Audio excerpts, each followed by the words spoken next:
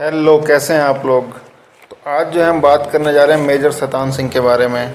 आपने जो है इनके बारे में सुना ही होगा बिल्कुल। तो इनका जो जन्म है देखिए 1924 में हुआ था जोधपुर रियासत में, क्योंकि हिंदुस्तान आज़ाद हुआ 1947 में। उससे पहले रियासतें थीं। तो 1924 में हुआ है जोधपुर रियासत में। और आज प्रेजेंट टाइम में अगर आप देखोगे तो राजस्थान का एक ज़िला है जोधपुर। और इनके जो पिता थे, मेजर शैतान सिंह के जो पिता थे, वो भी फ़ौज में थे, लेफ्टिनेंट कर्नल थे। और इन्होंने फ्रांस में सर्व किया था ब्रिटिश आर्मी को वर्ल्ड वार 1 के दौरान।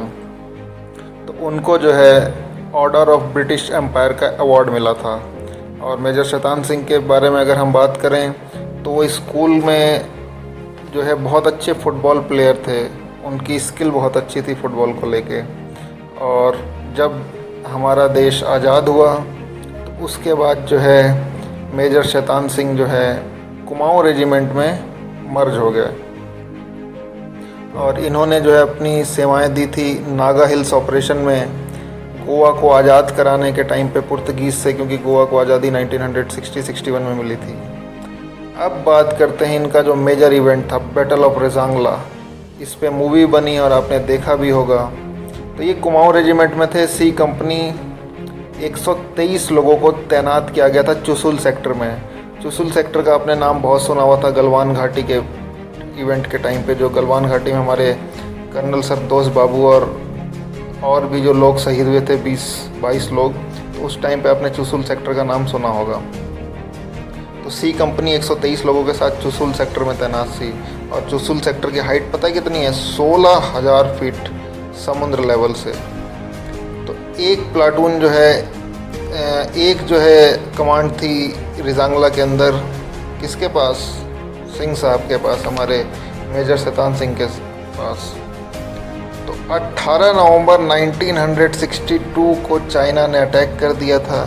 और ये चीज़ पहले से पता थी कि अटैक होगा। तो सुबह 5 बजे जैसे ही थोड़ा सा हमारा जो विज़न साफ हुआ, सामने चीज़ें दिखी, तो इधर से काउंटर अटैक हुआ और उसमें कई सारे चाइनीज़ को मार दिया गया था। ठीक है। और जब ये हुआ तो 300 से 350 चाइनीज़ और आए, रीइंफोर्समेंट आती है ना, तो और आए।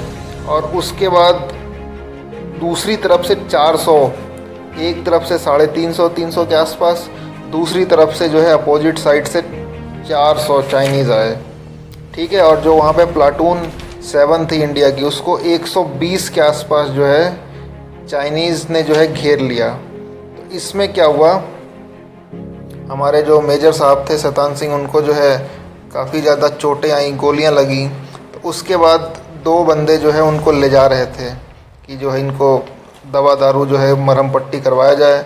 बट ले जाते हुए देख लिया तो चीनियों ने इन पे जो है इन गोलियां चलाना शुरू कर दी। तो इन्होंने सीधा ऑर्डर दिया कि भाई मुझे यहाँ पे छोड़ो और तुम जाके मोर्चा संभालो। तो एक बड़ा सा बोल्डर था पत्थर का, उनके बगल में उनको जो है उनके बगल में रख दिया गया और जाके फिर जो है मोर्चा संभाला गया। तो ये पूरा जो हुआ इवेंट, हमारे कितने लोग थे स्टार्टिंग में, जो मैंने आपको बताया था 123। तो ये जो अटैक हुए थे मल्टीपल, इसमें हमारे 114 लोग जो है बहुत बुरी तरह जख्मी थे या तो शहीद हो चुके थे। तो गिनती के बहुत कम लोग बचे थे। तो उनमें से क्या हुआ, औरों को भी चोट आई। बाद में 5 जो हमारे सैनिक थे उनको चीनों ने कैप्चर कर लिया। और कैप्चर करने के बाद जो है बाद में वो इस्केप हो गए थे। तो जो मेजर शैतान सिंह जी थे हमारे, उनको जो बॉर्डर के पीछे जो रखा गया था सैनिक के द्वारा, तो वो धीरे धीरे जो है उनका घाव रिश्ता रहा और वहाँ पे जो है उनकी मृत्यु हो गई। तो ये कहानी अब तक दुनिया के सामने आई नहीं थी कि वहाँ हुआ क्या। इतने कम लोगों ने इतने ज़्यादा चीनियों को जो है लपेट दिया। तो ये चीज़ें आई नहीं थी। ये सब कैसे आई? कैप्टन चंद्र यादव, रामचंद्र यादव, कैप्टन रामचंद्र यादव थे। वो जो थे वहाँ से आए और उन्होंने ये कहानी बताई। तो किसी को यकीन नहीं हुआ। बाद में फिर उस इलाके की दोबारा छानबीन हुई। 3 महीने बाद जब बर्फ़ पिघली तो उसी बोल्डर के पास, उसी पोजीशन में मेजर शैतान सिंह हाथ में बंदूक लिए हुए वीर गति को पहले ही प्राप्त हो गए थे, लेकिन वहाँ पे पूरी उनकी पोजीशन आई, तब जाके ये कहानी दुनिया के सामने आई। और वो बॉडी रिकवर करी थी रेड क्रॉस ने, और बाद में इनको जो है इस पूरे के पूरे बलिदान के लिए परमवीर चक्र दिया गया। तो उम्मीद है आपको पसंद आई होगी।